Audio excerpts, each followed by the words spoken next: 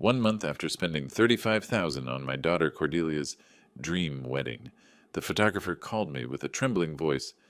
"Mr. Blackwood, I found something devastating in the photos. You need to see this immediately alone. And whatever you do, don't tell Cordelia I called."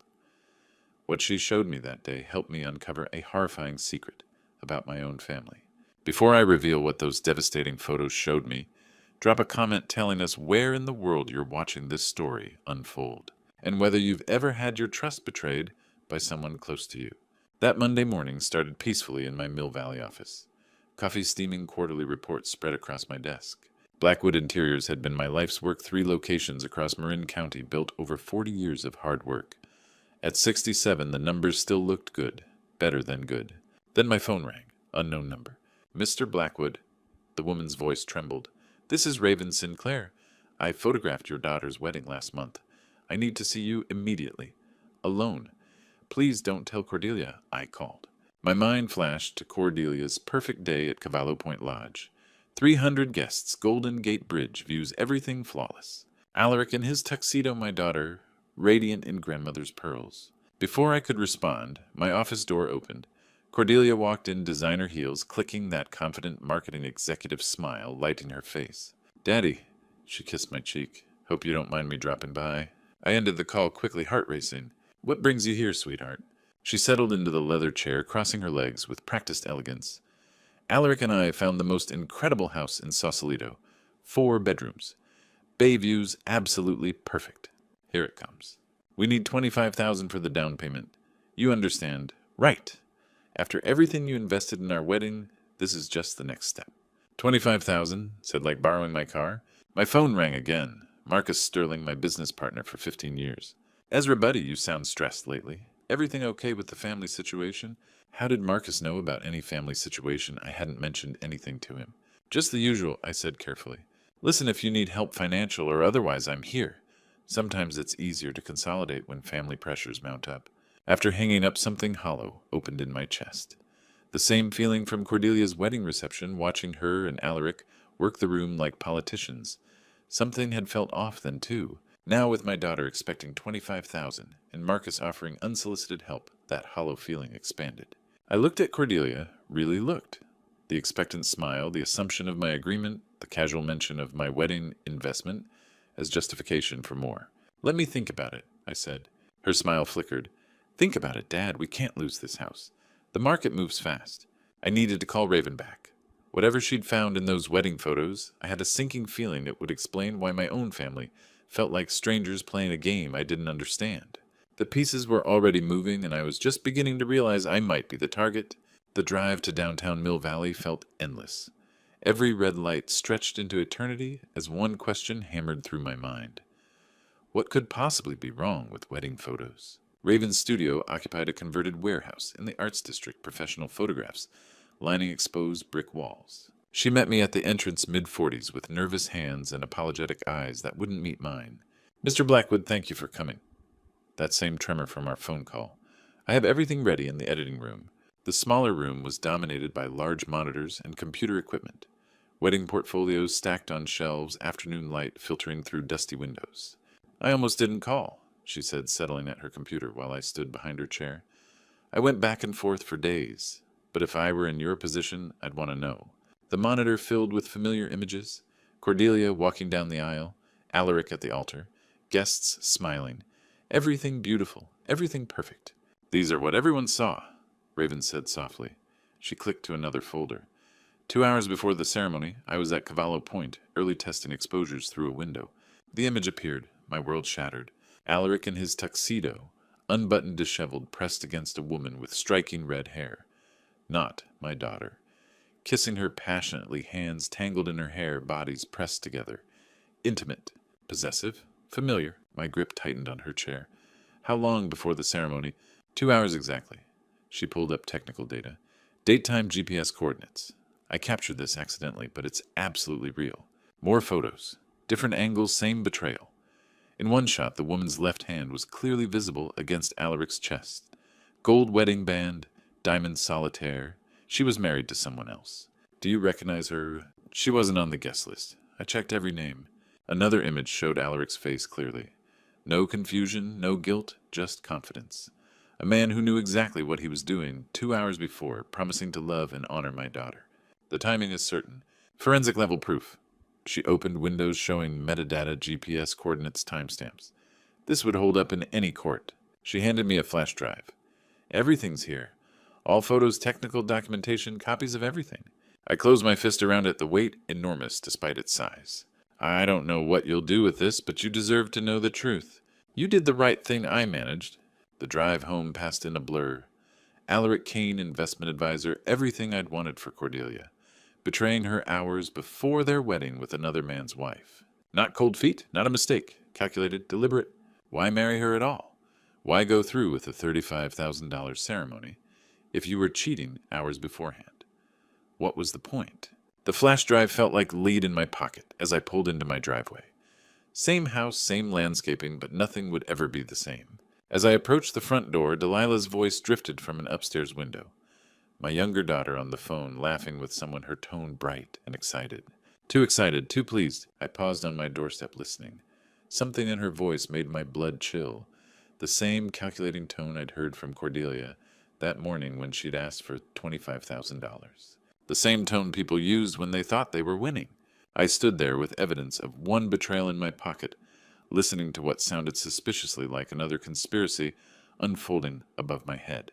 The pieces of some larger game I was only beginning to understand. Whatever Delilah was discussing so enthusiastically, I had a sinking certainty it involved me, my money, and plans I knew nothing about. The flash drive suddenly felt like the first piece of a much larger, much darker puzzle. I stood frozen on my front porch key, halfway to the lock. Delilah's voice carried clearly through her open bedroom window, animated and gleeful. "Yeah, Dad's been acting weird lately," she was saying, phone on speaker. "But don't worry, sis. Ben and I can stretch this another 6 months, easy. By then he'll cave and buy us that condo just to get rid of us." My hand dropped. Cordelia's voice crackled through the speaker crystal clear. "Perfect. I've got 2 more months playing devoted wife, then I file for divorce. Half those wedding gifts are legally mine under California law. Alaric already agreed to our 60-40 split." I backed away from the door, moving along the side of the house where landscaping would hide me. The flash drive in my pocket felt radioactive. "How much did you guys pull in?" Delilah asked. $30,000 in cash and checks. "Easiest money I ever made." Cordelia's laugh was sharp. "Dad's so busy feeling proud of my successful marriage that he can't see what's happening. $30,000. My business associates, longtime friends, people who'd watched Cordelia grow up, they'd opened their hearts for what they thought was love. Instead, they'd funded an elaborate con. Speaking of Dad being blind," Cordelia continued, "Marcus called this afternoon. Perfect timing. Dad's getting pressure from all sides, your housing situation. My house request, general family stress. Marcus thinks he can buy Blackwood interiors for $1.2 million when Dad gets desperate. The world spun. Marcus Sterling. 15 years of partnership trust, shared dreams. He was orchestrating this." "Brilliant," Delilah said. "Keep Dad distracted with my car demands and Ben's brewery schemes. Make my stuff seem reasonable so your 25 grand request looks modest. Classic psychology. Start high, settle for what you actually wanted." I pressed against the house mind, reeling. This wasn't dysfunction, this was warfare. Coordinated, planned, they'd been strategizing my destruction for months. "How long have you and Marcus been working together?" "Since before my engagement. He approached me at that charity gala, said he'd been watching Dad's business model. Once I mentioned wedding plans, everything clicked. Before the engagement. Cordelia had planned to divorce Alaric before marrying him. The affair photos made perfect sense. Now everyone had their own agenda in this fake marriage. And Alaric's fine with this. He gets his cut, I get mine. We both walk away clean. His girlfriend thinks he's finally leaving his difficult wife. She has no idea the marriage was fake from day one. My chest tightened. 3 separate cons running simultaneously. Cordelia and Alaric's wedding scam. Delilah and her boyfriend's freeloading exit strategy. Marcus's business takeover using family pressure as leverage.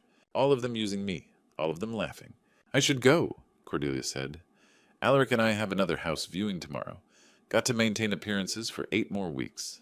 Love you, sis. This is going to work perfectly." "Love you too. Tell Ben I said hi." The call ended. Delilah's footsteps crossed her room, humming contentedly, pleased with the family she was systematically destroying. I remained pressed against my own house flash drive burning in my pocket. She had no idea I'd heard everything. None of them did. They thought they were playing chess while I played checkers. They thought I was the mark, the easy target, the wallet with legs, who'd eventually cave to their coordinated pressure. They were wrong. For 40 years, I'd built Blackwood interiors from nothing.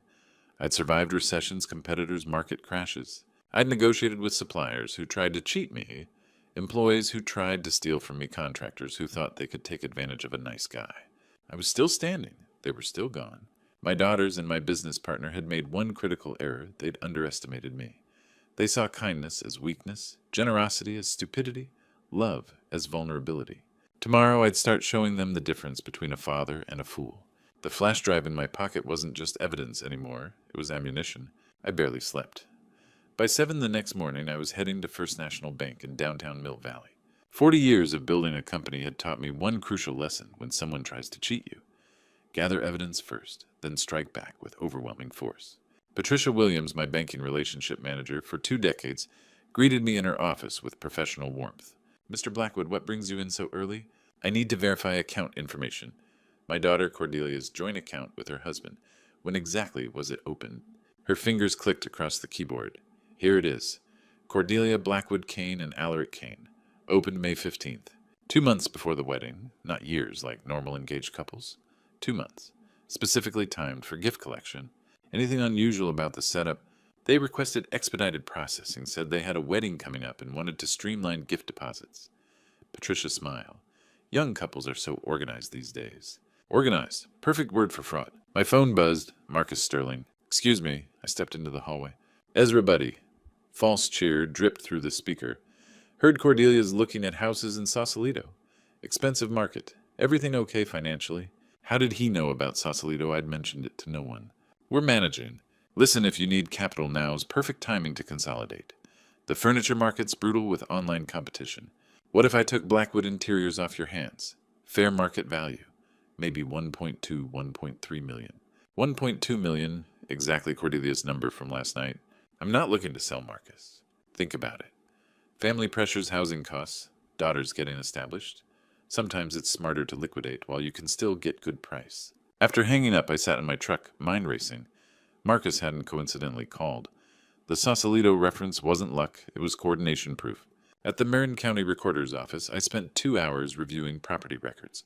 What I found was devastating. Over 6 months, Marcus had purchased 3 commercial properties within 2 miles of my Mill Valley location. Not for his business shell companies with unfamiliar names. He was building a retail stranglehold around my flagship store, positioning to crush my customer base once he owned my company. The timeline was damning. January property acquisitions begin March, Cordelia's engagement. May joint bank account, July wedding, August. My family crisis. This wasn't opportunistic greed. This was a year-long calculated destruction plan. I searched estate planning attorney, Marin County. Thaddeus Noble appeared first, 25 years in asset protection and family law. Available at 2 o'clock. As I dialed, I thought about my daughter's laughter last night, planning my downfall. They'd made one critical error, assuming I was weak, naive, easily manipulated. They were about to discover that surviving 4 decades in business requires different skills than they'd imagined. I hadn't weathered recessions and competitors by being nice. I'd survived by being smarter, tougher, and more prepared than anyone who tried to take what was mine. Building Blackwood Interiors from nothing had required strategic thinking, careful planning, and ruthless execution when threatened. Those same skills would serve me well now. Thaddeus Noble's office. I need an emergency consultation today. Asset protection and family law. Nature of the emergency. I looked at property records spread across my passenger seat, felt the flash drive in my jacket pocket, remembered my daughter's casual cruelty as they carved up my life's work. Someone's trying to steal everything I've built over 40 years, and I have all the evidence I need to stop them. The game had changed. They thought they were playing chess while I played checkers. But they'd forgotten something important. I'd been playing chess since before they were born. Now it was my move. Thaddeus Noble's office occupied the 23rd floor, overlooking San Francisco Bay. Mid-50s gray temples, firm handshake, exactly what I needed. "Mr. Blackwood, you mentioned asset protection. Tell me what's happening." I placed my folder on his desk. 1 month ago, I paid $35,000 for my daughter's wedding. 3 days ago, the photographer showed me pictures of my son-in-law with another woman 2 hours before the ceremony. Yesterday, I discovered my daughter planned this marriage to collect and split cash gifts. Noble's pen paused. You have evidence both parties intended divorce from the beginning. I overheard my younger daughter 2 more months playing happy wife, then I file. Half the gifts are legally mine. Alaric already agreed to 60-40 split. I slid the flash drive across. Affair photos with metadata timestamps, GPS coordinates. Noble reviewed the files, jaw tightening. And your younger daughter, living in my house, 4 years no rent. Plans to stretch it another 6 months until I buy them a condo. I showed my property research notes. Worse, my business partner's been coordinating with them acquiring properties around my store, planning a hostile takeover when family pressure makes me desperate. A woman entered carrying portfolios. Minerva Stone, estate planning specialist. Mr. Blackwood. Noble said, we can create an irrevocable trust, transferring your assets into professional management. You maintain control during your lifetime, but after death, distribution follows your instructions. Much harder to challenge than a will. How soon? Today. My fees for trust creation, eviction notices, and business restructuring, $8,500. I'd lost $65,000 to their schemes already. Acceptable. Over 2 hours, I signed documents protecting everything I'd built. House business investments, all moving into legal fortress. Upon death, Minerva explained, your daughters receive minimum required by law. Remainder goes to chosen charities. The eviction, Noble showed pre-drafted forms. 30-day notice. No lease means they're overstaying guests. California protects property owners. My business? Trust ownership makes forced sales impossible. Your partner can offer all he wants legally, you can't sell even if pressured. Signing the final documents, something twisted in my chest finally straightened. For the first time since Cordelia's wedding, I felt like myself again. Thank you for giving me my life back. Walking to the elevator with legal copies, I thought about Delilah and her boyfriend, lounging in my house, planning their next demands. They had no idea what was coming. 40 years building Blackwood interiors had taught me patience, strategy, and timing. I'd weathered economic downturns by staying calm and striking when opponents were overconfident. My family had made the classic mistake they'd assumed victory before the game was over. They thought they were playing chess while I fumbled with checkers. They were wrong. Tonight I'd serve eviction notices. Tomorrow they'd discover the difference between a generous father and someone they could manipulate indefinitely. The trust documents in my briefcase weren't just legal protection, they were a declaration of independence. After months of feeling helpless while my own family carved up my life's work, I finally held the winning hand. They'd started this war assuming I was weak, naive, easily controlled. Time to show them what 4 decades of business survival actually looked like. The elevator descended toward the parking garage, and I smiled for the first time in weeks. Let the real game begin. Friday evening. Legal documents secured in my briefcase, 2 sealed envelopes waiting on my kitchen counter. After 48 hours of investigation and preparation time for the opening move, voices drifted from the living room, Delilah and Xander plotting their next financial extraction. Perfect timing. I found them sprawled across my leather furniture like royalty, completely comfortable in their assumption that I'd continue funding their dreams indefinitely. Craft breweries are exploding right now, Xander gestured enthusiastically. Phoenix Market's perfect for artisanal beer. Maybe 30,000 startup, but your dad would see returns within a year. Easy money. Delilah tucked her legs under her, laughing. He'll do it. He always does.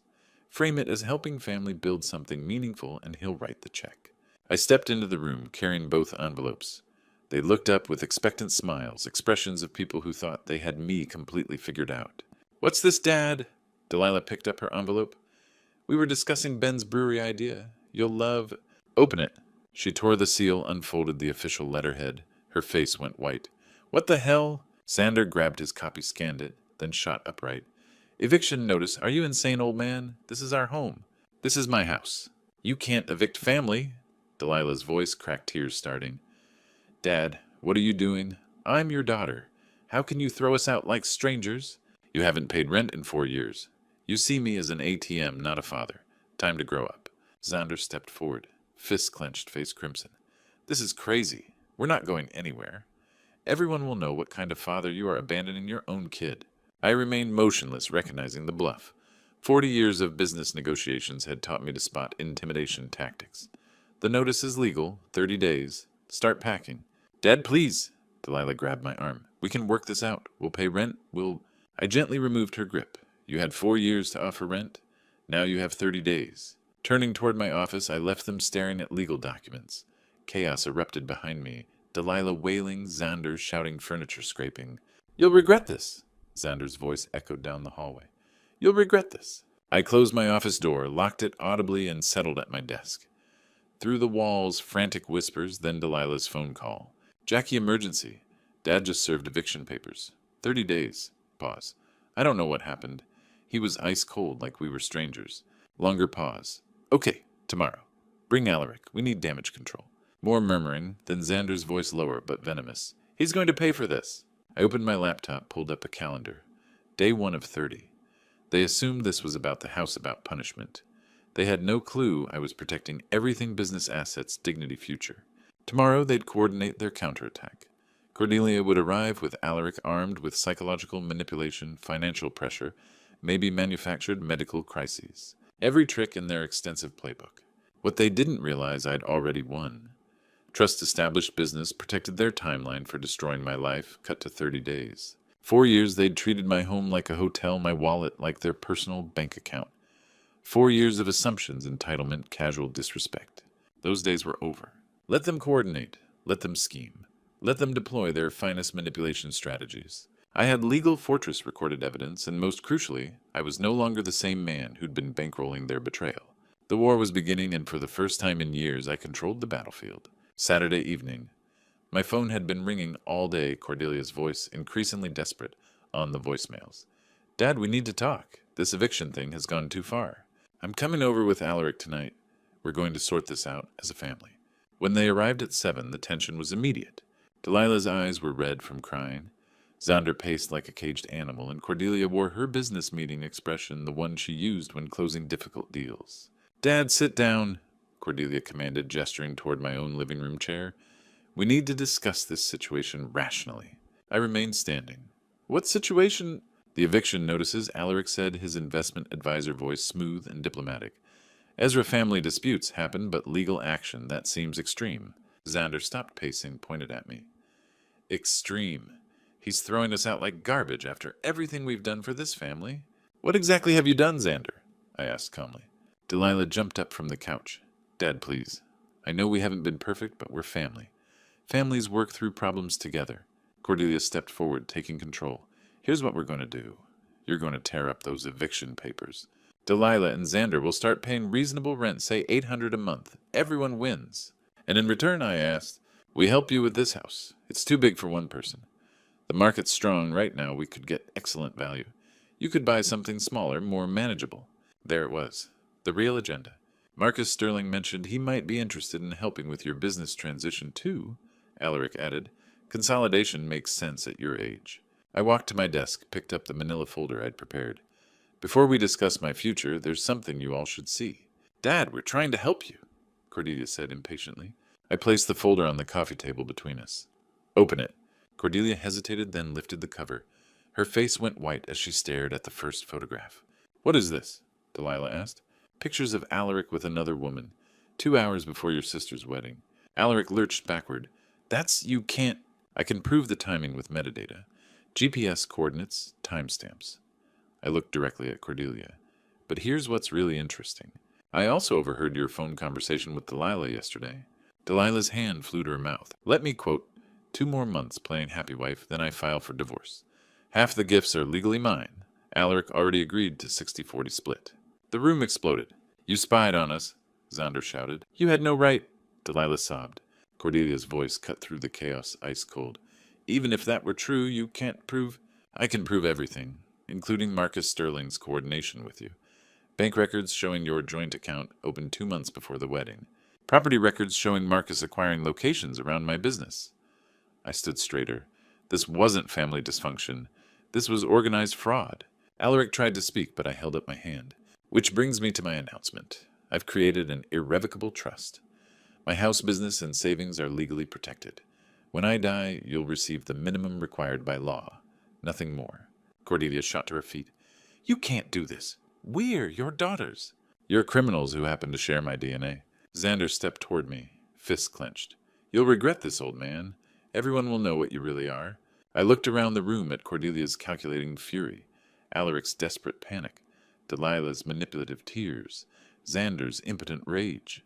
What am I exactly, a man who worked 40 years to build something, or a fool who lets his family steal it? I walked toward my office. You have 14 days to find new housing. Use them wisely. Behind me, chaos erupted, shouting accusations, desperate bargaining. I closed my office door, turned the lock, and for the first time in months, smiled.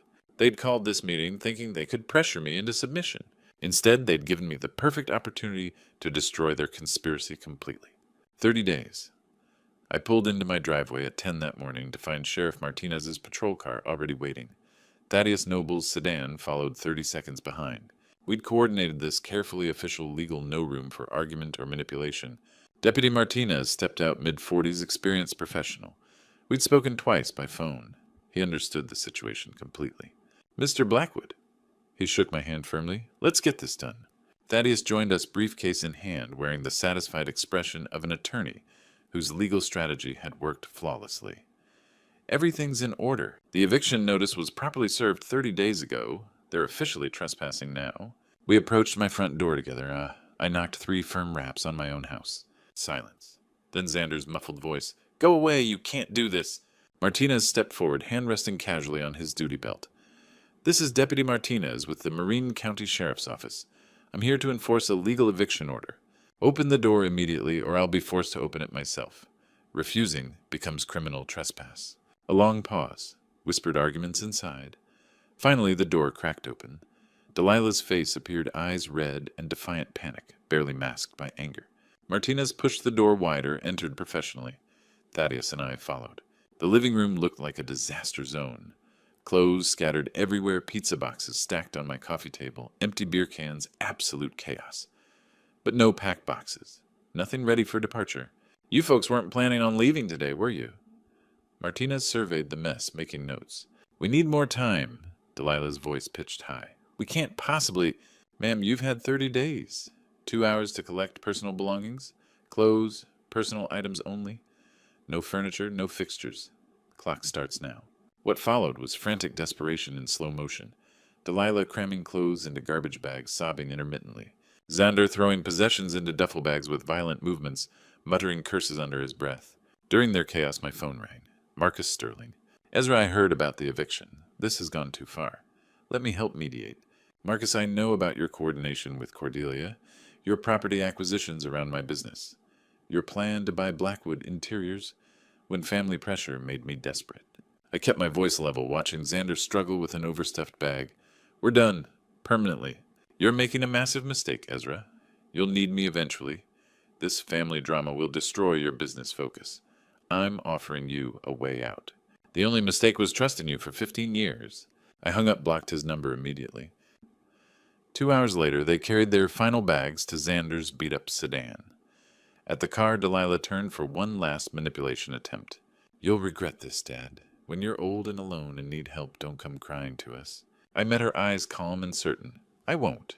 They drove away, taking their drama, their demands, their systematic destruction of my peace with them. I stood in my doorway, my house truly mine for the first time in 4 years. Martinez handed me paperwork. They're officially out. If they return without permission, call immediately. That's criminal trespass. After everyone left, I walked through the house slowly. Living room where Xander had sprawled for years. Kitchen where Delilah had made her endless demands. Upstairs where they'd plotted my financial destruction. Empty now, all of it, mine. That evening, my phone buzzed with a text from an unknown number. Alaric, Ezra, I know you know about the divorce plans. Look, this whole marriage was complicated. I can make this worth your while, 10,000 to let everything proceed quietly. No drama. I read it once, deleted. It blocked the number. $10,000 to stay silent while they completed their fraud. Even now, even caught, they thought everything had a price. I walked to my kitchen window, looked out over Mill Valley. The sun was setting behind the hills, painting everything gold. My house, my view, my peace. For 4 years, I'd shared this space with people who saw me as a resource to exploit. Now the silence felt profound, complete, earned. Freedom, I discovered, sounded exactly like quiet. 3 weeks of solitude had taught me something profound, the difference between being alone and being lonely. I sat on my terrace that Tuesday morning, coffee steaming in crisp October air, watching sunrise paint the Mill Valley hills gold. The silence was complete. No Xander's television blaring, no Delilah's dramatic phone calls, No schemes being hatched while I paid the bills. Just morning birds, distant traffic, and my own thoughts for the first time in 4 years. My routine had emerged naturally. Wednesday guitar lessons with the patient instructor who didn't care I was starting at 67. Friday volunteer shifts at the senior center, fixing furniture for people who appreciated help instead of demanding it. Business thriving without Marcus's partnerships. Turns out I'd been successful 40 years without his coordination. The phone rang. Raven Sinclair. Mr. Blackwood, I hope you don't mind calling. I've been wondering how everything turned out after that day in my studio. Genuine concern, not the calculated warmth I'd grown accustomed to from family. Raven, I'm glad you called. Things worked out exactly as they needed to. I wasn't sure showing you those photos was right. Sometimes truth causes more pain. You gave me truth when everyone else fed me lies. That's never wrong. We talked 20 minutes. Photography Mill Valley's changes courage required to start over at any age. When she suggested coffee, just as friends, I found myself anticipating conversation with someone who wanted nothing except company. After hanging up, I reflected on the journey. 4 months ago, I'd been funding my own destruction, believing family loyalty meant accepting any treatment. The photographer's call shattered that illusion but saved my life. Marcus had attempted contact twice, both ignored. Business restructured, protected, thriving. He could acquire nearby properties, all he wanted. I wasn't selling, wasn't desperate, wasn't the easy target he'd calculated. Cordelia and Alaric divorced as planned, but lawyers took most wedding gift money in fees. Ironic justice. They'd schemed to collect cash, ended up paying attorneys to divide what remained. Delilah found a studio apartment, took a marketing job. According to mutual friends, she was working paying rent, functioning without a safety net. Maybe eviction was the best thing that happened to her. Trust documents sat in my desk, signed and sealed. Every asset protected, every decision mine. No one could manipulate me into selling or surrendering what I'd built. More than financial security, I'd reclaimed something invaluable, self-respect. For years, I'd confused generosity with weakness, love with enabling loyalty with accepting abuse. I thought saying no made me selfish, setting boundaries made me cruel. The truth was simpler. People who truly love you don't systematically destroy your peace for their benefit. My phone buzzed. Unknown number, Cordelia's new one. I deleted without reading. Whatever she wanted now didn't matter. I'd learned to distinguish between loneliness and solitude, between family and people, sharing my DNA, between generosity and foolishness. The sunrise was complete. Mill Valley spread below like a promise. Guitar tomorrow, coffee with Raven next week, volunteer Friday. Life built on my terms with people who valued honesty over manipulation. At 67, I was learning what freedom meant, the right to say no, power to choose who deserved my energy peace from living authentically. Building Blackwood interiors had required vision, persistence, and courage. Rebuilding my personal life required the same skills, but the reward was infinitely greater. I'd spent 4 decades creating financial security. Now I was creating something more precious. A life where every relationship was genuine, every boundary was respected, and every day belonged entirely to me. The morning light caught my coffee cup steam, rising like incense for a new beginning. Somewhere in the distance, a church bell chimed 8 times. Time for a new chapter. Time for authentic living. Time for relationships built on mutual respect instead of financial dependency. The next chapter was mine to write, and I finally knew what story I wanted to tell. Looking back at my story, I realized how close I came to losing everything I'd worked for. Don't be like me. Don't wait until you're being systematically betrayed before you recognize the warning signs. When family members see you as an ATM rather than a person, when they coordinate their demands, when they show no gratitude for your generosity, those are red flags you cannot ignore.